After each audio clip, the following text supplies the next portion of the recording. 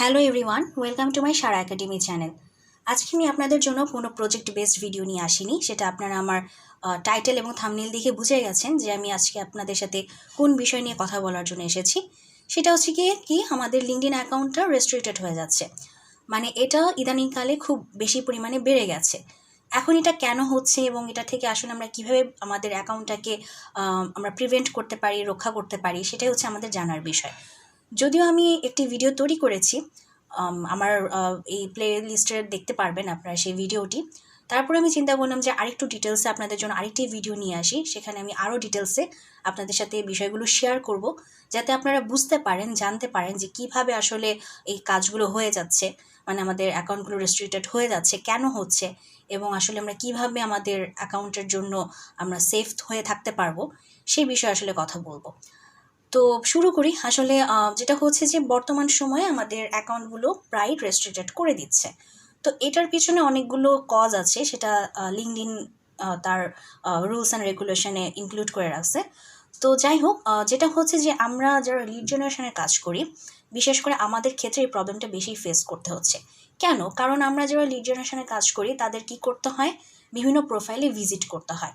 তো আপনি যত বেশি প্রোফাইলে ভিজিট করবেন তত বেশি কী করতে হবে, আপনাকে মানুষের প্রোফাইলে যেতে হবে, তার ইনফরমেশন চেক করতে হবে, আপনার থার্ড পার্টি টুল ইউজ করতে হবে ইমেল ফাইন্ডিংয়ের জন্য। এই বিষয়গুলোকে লিঙ্কডইন ভালো চোখে দেখে না। কারণ লিঙ্কডইন যেটা মানে লিঙ্কডইনের যে রোবট, সে যখন এই বিষয়গুলো নোটিস করে, সে মনে করে যে আমরা স্প্যামিং করার জন্য এই কাজগুলো করতেছি। কারণ সে তো আর জানে না যে কেন আমরা এই কাজগুলো করছি। আমরা করছি আমাদের কাজের জন্য। বাট লিঙ্কডইনের যে রোবট, সেভাবে আমরা স্প্যামিংয়ের জন্য এভাবে মানুষের প্রোফাইলে যাচ্ছি। কারণ একজন মানুষ কেন শুধু এত মানুষের প্রোফাইলে যাবে? তো এটা আসলে রোবট চিন্তা করে। তো তখন আসলে রোবট এখানে একটা ভূমিকা পালন করে যে এই অ্যাকাউন্টকে রেস্ট্রিক্টেড করে দিতে হবে। তো এরপরও আবার কি হয়, লিঙ্কডইনের যে এমপ্লয়ি থাকে তারাও কিন্তু ম্যানুয়ালি চেক করে।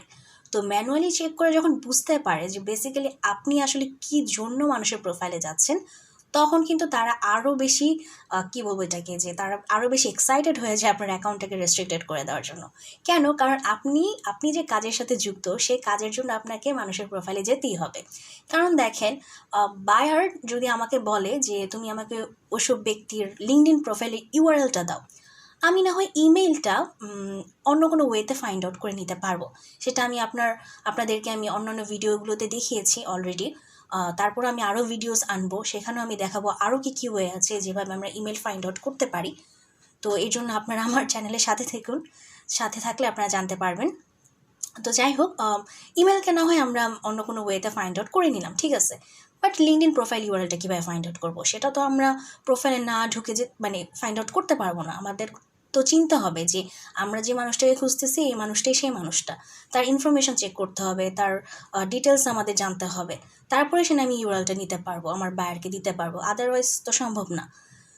তো সেই ক্ষেত্রে যখন ম্যানুয়ালি এমপ্লয়ি দিয়ে চেক করে সে বুঝতে পারে যে বেসিক্যালি আপনি আপনার কাজের জন্যই কাজটা করতেছেন, তখন আরও বেশি করে তারা এই জিনিসটা আরও বেশি এক্সাইটেড হয়ে যায় যে তারা আপনাদের অ্যাকাউন্টটাকে রেস্ট্রিক্টেড করে দিবে। তো এখন আসলে এই জিনিসগুলো যে হচ্ছে, যে এটাই হচ্ছে আসলে মেইন কারণ, যে আমরা মানুষের প্রোফাইলে ভিজিট করি আমাদের কাজের জন্য, প্লাস আমরা থার্ড পার্টি টুল ইউজ করি। যেহেতু ইমেল ফাইন্ডিংয়ের জন্য আমাদের বিভিন্ন টুলস ইউজ করতে হয়, এক্সটেনশন ইউজ করতে হয়। এই যে দেখুন, আমি আমার বারে কতগুলো এক্সটেনশন লাগিয়ে রেখেছি, এগুলো কিন্তু সব এইগুলো হচ্ছে সব ইমেল ফাইন্ডিং টুলস। তো ইমেল ফাইন্ডিং টুলস দিয়ে আমাদের কি করতে হবে, আমাদের ইমেলগুলোকে ফাইন্ড আউট করতে হবে। তো ইমেলগুলো ফাইন্ড আউট করার জন্য এই যে এক্সটেনশনগুলো লাগাচ্ছে, এগুলো সব হচ্ছে থার্ড পার্টি টুল, যেটা লিঙ্কডইন অ্যালাউ করে না। তো এরকম কিছু রিজনের কারণে আসলে লিঙ্কডইন আমাদের কি করে দেয়, অ্যাকাউন্টটাকে রেস্ট্রিক্টেড করে দেয়। এখন সেটা না হয় আমরা বুঝলাম যে এসব কারণে আমাদের অ্যাকাউন্ট রেস্ট্রিক্টেড হয়ে যাচ্ছে।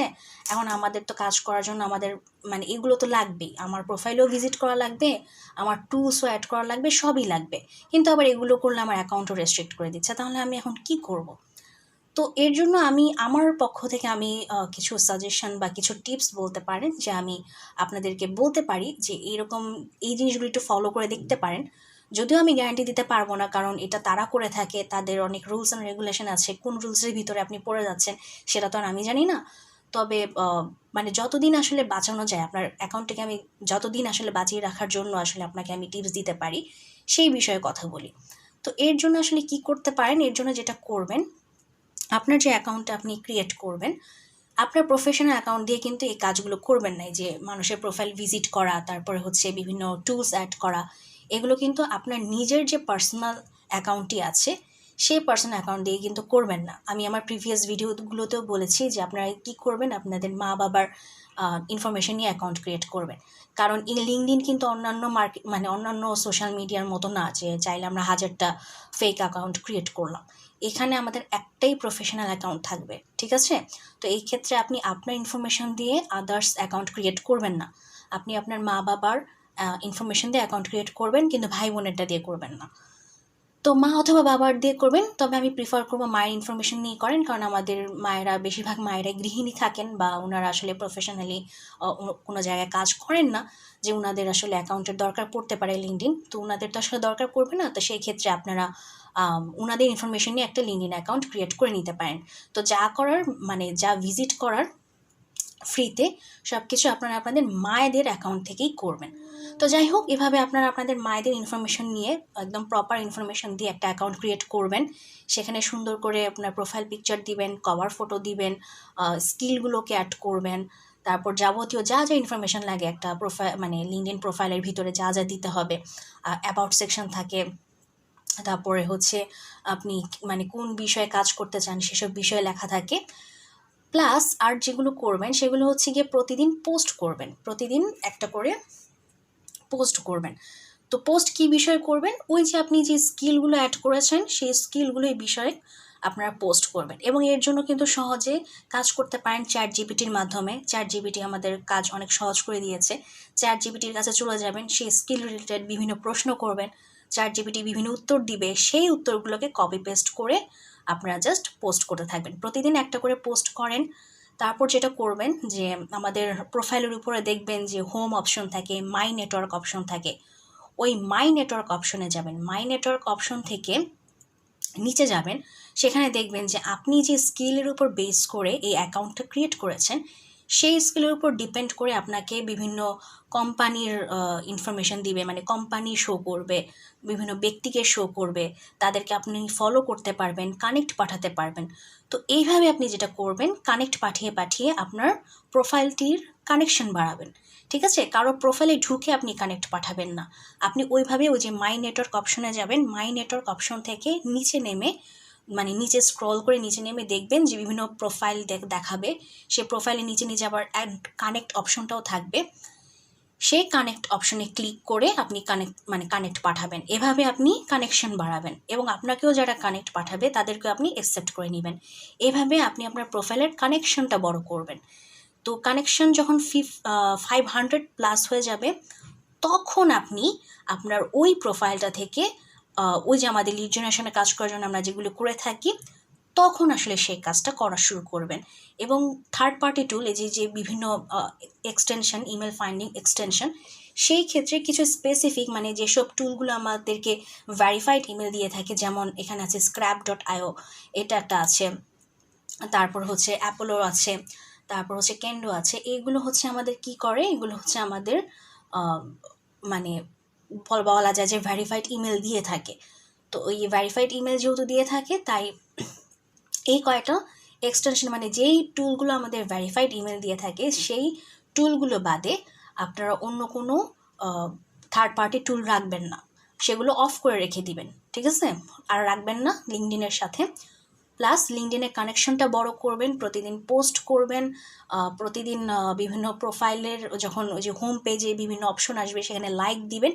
এইভাবে যেটা করবেন, লিঙ্কডইনের রোবটকে বা লিঙ্কডইনের এমপ্লয়ীদেরকে আপনারা বুঝাবেন যে আপনারা রিয়েল, রোবটকে বোঝাতে হবে যে আপনি রিয়েল, এবং এমপ্লয়ীকেও বুঝাইতে হবে যে আপনি আসলে এখানে কাজ করতে চাচ্ছেন, এটার এই অ্যাকাউন্টের উপর বেস করে বা এই অ্যাকাউন্টটাকে নিয়ে আপনি আগাতে চাচ্ছেন, সেই জিনিসটাও এমপ্লয়ীকে বোঝাতে হবে। এবং যত সম্ভব প্রোফাইল কম ভিজিট করতে হবে। সেটা আমি আমার প্রিভিয়াস ভিডিওতেও বলেছি যে প্রোফাইল কম ভিজিট করবেন।